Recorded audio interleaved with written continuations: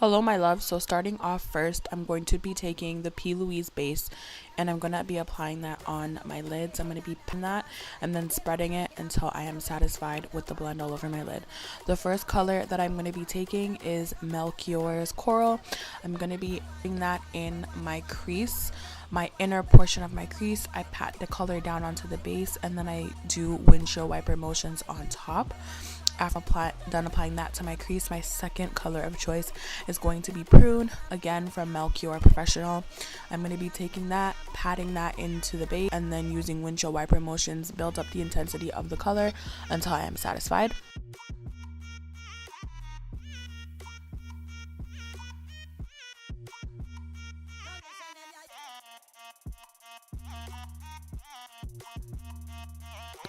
You guys should know the drill by now. Once I am done applying my crease colors, I go in with a fluffy brush and my face powder using windshield wiper motions, and I blend out the edges of my crease. Once my crease colors are done, I go ahead and work on my lids. I'm going to be cutting my crease, so I'm taking a small diviner brush by e.l.f.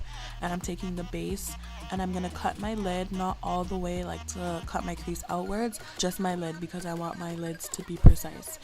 The first color that I'm going to apply on my inner corner is actually from NYX, and it is a white eyeshadow. So I'm going to take a flat shader brush and I'm going to press that into the base and pat it down, building up the intensity. Sometimes it's hard to press down white eyeshadow on your lids. Any like matte shades on your lids can sometimes tend to crumble and crack, but I find this base really adheres all types of shadows really seamlessly, so I love that about this base. The second shade that I'm taking is a peach shade, and I'm going to blend that in the center of my lid, and I'm going to make sure I blend the white into the very properly so it's seamless. And then towards the end of my eyelids, like the edges, I'm going to take Velvet by Melchior Professional, and I'm going to go back and forth between Black Velvet and Prune to deepen up the edges of my crease. On my lower lash line, I'm actually going to go ahead and apply Prune, and I'm going to do my liner and lashes and stuff off camera later on. For my lips, I'm going to be taking MAC's Cork Lip Pencil and Riot House Lipstick, and those two lip combos are going to create like the perfect peachy nude lip. Then I top it off with clear lip gloss, and this is the finished look.